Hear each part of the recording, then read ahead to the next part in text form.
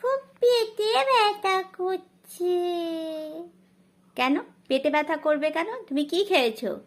কাল তো বিয়ে বাড়ি ছিল, আমি তো খেয়েছি, আমার পেটে ব্যথা করছে। ও কাল বিয়ে বাড়ি ছিল, তুমি খেয়েছো, পেটে ব্যথা করছে। হ্যাঁ, আমি না একটা ছড়া বানিয়েছি তাই নিয়ে। ও বাবা, এই নিয়ে আবার একটা ছড়াও বানিয়ে ফেলেছো? হ্যাঁ মামনি, বলবো? হ্যাঁ বলো।